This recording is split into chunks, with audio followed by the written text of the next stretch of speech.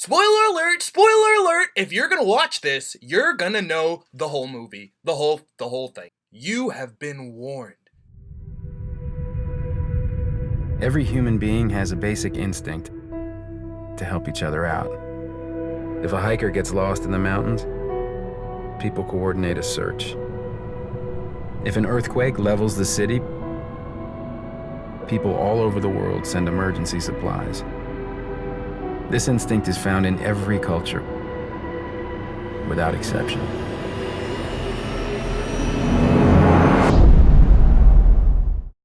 Welcome, people, places, and things to the F&M Movie Review Show. Because things watch this show. Things and places. And aliens. Aliens too. Martians. But we reviewed The Martian this week. This will be a full spoilers, so if you haven't watched the movie, you're probably not going to want to watch this. Just don't do that to yourself. No, don't do that to yourself. Or do. You don't care. Watch the movie, then watch this, because you're going to care. I'm Kyle H. Benjamin. I'm Joe Wakefield. I'm Max Olivier. And this is the F&M Movie Review Show. E.T. phone home.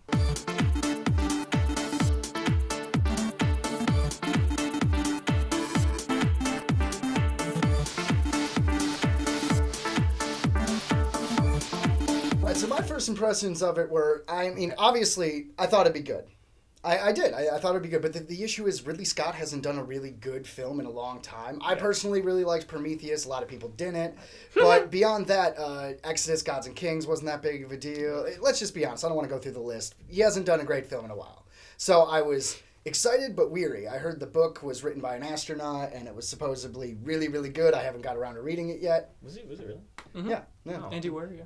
Yeah. I didn't know he was an astronaut.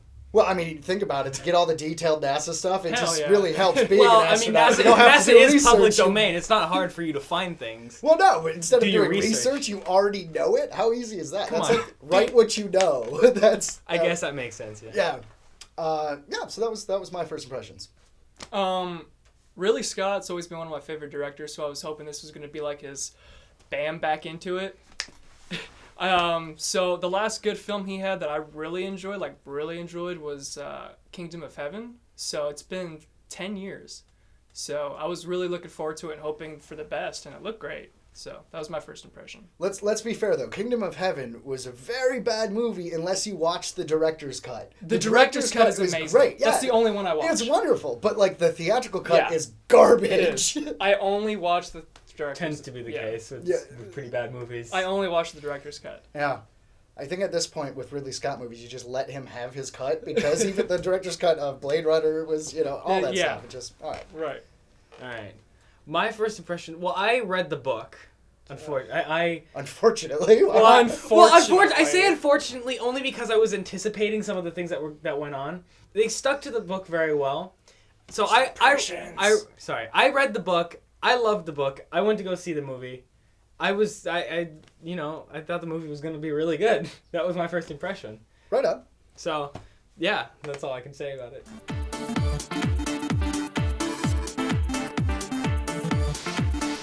All right, so The Good.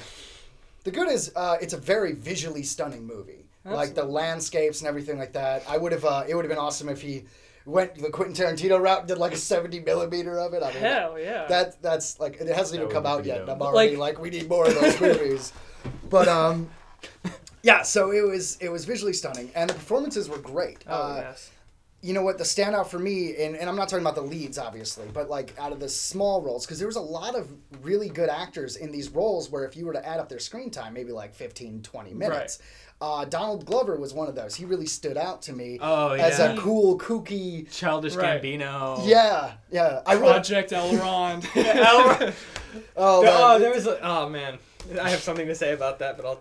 But yeah, we all love him. He's great. Loved it. I will say one thing though. It's not a negative, but like he has this look when he first shows up, and he's just like, "Hang up that phone right now," and he looks like his character from Community. Like he just has his where he turns aside and his eyes get all big, and he's just like, I don't know. He has this look that kind of took me out of it a little bit. I was like, Donald Glover, don't do that.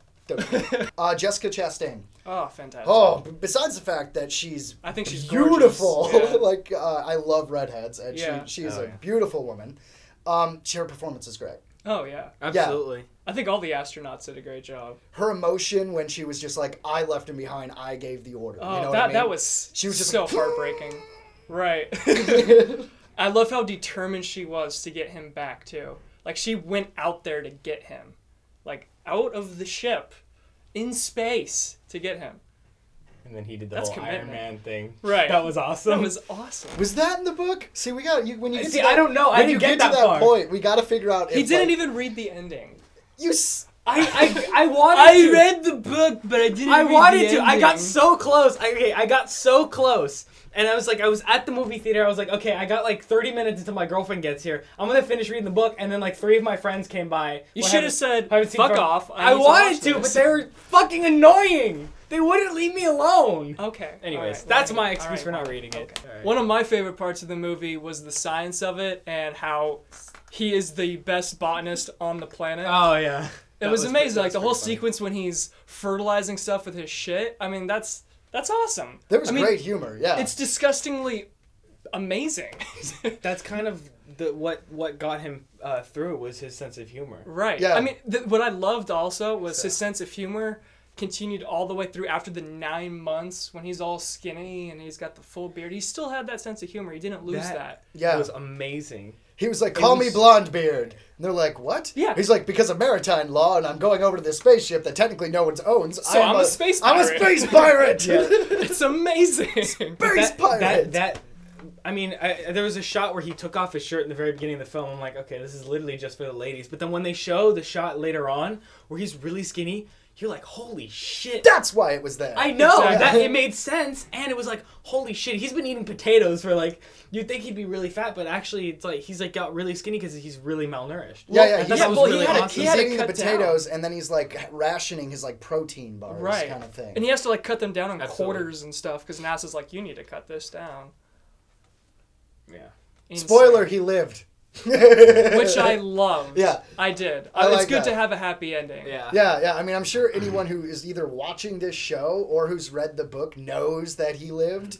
But I mean, it's a spoiler review show. He lived. Everyone lived, pretty much. Happy ending. Everybody lived. Not I don't one think death. there's a single person who died. Not one death in this Well, film, Space. which I It's a loved. struggle, but you could pretty much live through it. Apparently. I was gonna ask if the book like matched, as at least up to this point, everything that was in the movie, pretty much. Yes, nothing was really changed. One of the minor details that was changed was that they actually left on Saul 6 and not Saul 19. That was a small detail, but kind of a big one if you consider how long he's been staying there. That's still like Right. By the way, a good week or two. Am I to assume Saul is like the day rotation of Yeah, the 'cause- planet? Yeah, what How they I measure it didn't in know what Mars? Saul So meant. Saul is basically a Mars day because Yeah. one day on Earth is 24 hours. One day on Mars is like 24 hours and like a 30 minutes. Okay. So Okay, it's yeah. different. So Okay. yeah, but essentially it's still like if we're assuming it's Saul 538, that it's day 538. But Pretty at that point, it might be like day 542. Yeah, it's like a couple Little bit days of remainder. beforehand.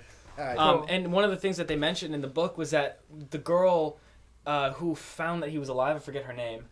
The chick at NASA. Yeah, the blonde chick. Yeah. And she had the island. Yeah, the glasses, and she would her task was to just kind of watch over him and change the orbit. Like they mentioned that she had full control of the orbits of the satellites to capture pictures of him, and she what they didn't mention in the movie that they did mention in the book was that she actually changed her schedule so that way she would wake up when he wakes up, she would go to bed when he goes to bed. He had a routine and she followed that. To try to. That's cool. And so when he woke up at 8 a.m. on Mars, she woke up at 2 p.m. on Earth. Right. And I thought that was so cool.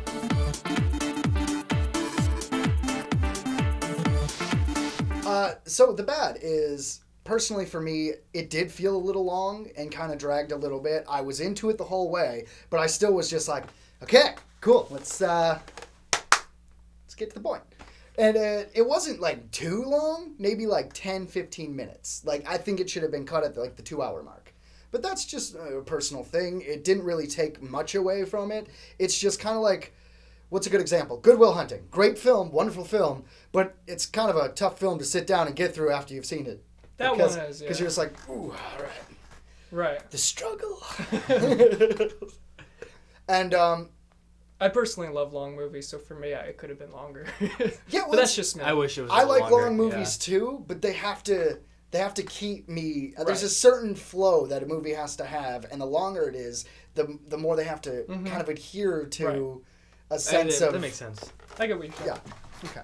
For me, I mean, it's not really a bad, but for me, I wanted it to be just a little bit longer. I mean, maybe 2.5 hours, 2 hours, 35 minutes. I agree So with we that. were on the exact opposite on this one. I absolutely love this movie, and I wanted more. I mean, like, they had a point where they were like, okay, Mark Watney. Mark Watney. Okay, we're gonna get to you. The crew finally starts heading to him, and then they go ahead 9 months. For me, I could have seen a montage of what happened in between that 9 months. Another bad that I have is I'm gonna have to disagree with him. Kristen Wiig. At first I wasn't fully convinced with her character. I don't know, like she's like this head of NASA, and I don't know, she seems head of NASA public relations. right, Media. yeah, right. But, well, I don't know, like thing, right? the very first time you see her, she cracks a joke when there's this man stuck on Mars, and for me, I was just like, okay. Yeah, she did start off as kind of a bitch. Yeah. And then towards the end, you're like, I like you. Well, that's so the I thing.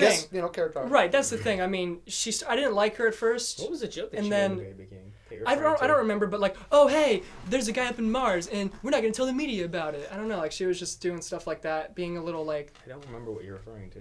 That was the very first time you see her when they're in the communications room, and she's like, when they're saying that they're not gonna tell people that we left a man on Mars. Yeah, And she's like, she oh, just- so we're just not gonna tell people that we left a man tell the on crew, Mars. you mean? The true, No, the she No, was. the No, what she public. said was she was just Oh. like, she's like, how do we tell the public? Oh, sorry guys, we left a guy on Mars. I wasn't crazy about her character, but towards the end I did start liking her. But that was another bad I had. So for me, because I read the book, Yeah, okay, buddy. Is that all you have to go on this show because you read? no, the I'm. book? Did you see the movie? No, I didn't see the You've movie. never I'm just seen going. it. I'm just going. One thing that they took out that I thought was really that should have been left in there was they mentioned it briefly, but he ate potatoes throughout the majority of his trip to the Ares 4 Mav, and he had set meals. He had like 4 like actual meal like freeze dried meals, and he labeled them. One was departure. One was something that should have killed me. Right. One was midway point, and then the last one was the last meal. And he said, "Yeah, I think I should Goodbye change." to Mars. Yeah, it was changed to Goodbye Mars, and it should have stayed. In the book, it was the last meal, and he said, "Yeah, I think I should change the name." And I thought that was really powerful. That even though hope is coming, they're coming for him, and help is on the way, he still could die. There is the sense of death. Oh, the whole time. The whole Right. time. I mean, at the end, they shoot him off with like no windows, a tarp over the God, top. that was insane. And essentially, he's in like a cage with bars, then just thrown into space. A convertible. Yeah. And maybe I missed it. Maybe it was the tarp that stopped it. Maybe Mars has different atmosphere. Well, obviously, it's different atmosphere. yeah. But the point is, I was wondering why he didn't burn up, leaving the planet. Because it's so thin. Because it's so thin, there wasn't the same... wasn't enough. I think that's what the Asian dude at NASA who was building the stuff, the main guy building the stuff. That's I think what that's he what was he was saying. Yeah. Yeah, because I mean, he was just in a spacesuit and there was open windows essentially, and Yeah. I was just like, why aren't you on fire?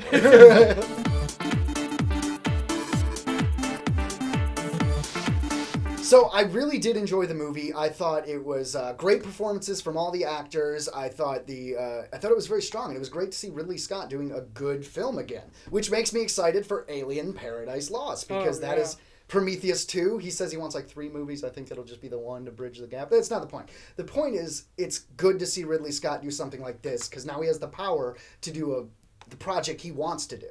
And I'm always for an artist having the ability to do the story they really want to do. This was the tentpole film. Next, we get some obscure awesomeness. Oh yeah. That's just my opinion. So, Absolutely. But when it comes back to The Martian, great film. I was thoroughly impressed. I was not bored. It was good. Well, I was a little bored. It was a little long. It was good. I love the movie. My favorite Ridley Scott film since Kingdom of Heaven. Actually, it's my favorite Ridley Scott film since Black Hawk Down. I actually like this one a little bit more than Kingdom of Heaven. It just a fantastic film. Every aspect of it I loved. The cinematography, the visual effects, the acting, the story. It was all very powerful to me. So definitely watch it. I loved it. Yeah, I really thoroughly enjoyed it, and like the fact that it was like really realistic to I thought it was to what. Except for the fact that there's flowing water on Mars. Yeah, now there Actually, is. Ridley Scott said that NASA came to him first. Yeah, telling them that. Yeah, I'm sure they did, but I don't think Ridley Scott was allowed to put that in his film. No, because that would have ruined it for the world. Like, I'm breaking the news, folks, through the Martian. Right. And I mean, even though there's flowing water on Mars, I mean, you like coincidentally think Mark Watney's going to be right next to the running water. No.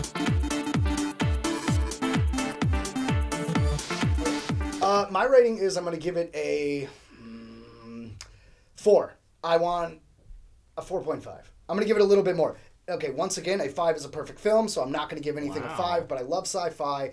4.5. I thoroughly enjoyed this film. I'm going to give this movie a 5 out of 5. I thought it was a fantastic film. I'm a huge Ridley Scott fan. I love pretty much all of his films, except like the last 10 years. But he's had like 6 bad films. I mean. But I absolutely loved it. I couldn't, even the things I found wrong with it, I found 100% acceptable. Like, it was okay with me. So there was nothing terrible with this film, in my opinion. So 5 out of 5 for me. I loved it. I'm gonna give the movie a 5 out of 5. I thought it was really good. It was really well done. It was super realistic. Anyway, this was the F&M Movie Review Show. Next week, we are going to review Pan. So either if it's good or bad, we're going to review it, no matter what. He has his thumbs up. It's got to be good. I mean, right? You can't argue with that. But, what did you do with that? It's probably going to be bad, but who cares? Anyway, look forward to that. This is the F&M Movie Review Show. I'm Kyle H. Benjamin. I'm Joe Wakefield. I'm Max Olivier. And this was, once more, the F&M Movie Review Show. Best episode ever. Kiss me. Clearly, that's what we think he is. I enjoyed that. Hey guys, thanks for watching. If you enjoyed this video, why not give it a thumbs up down below? And while you're at it, why not hit the subscribe button to see more? Thanks again, guys.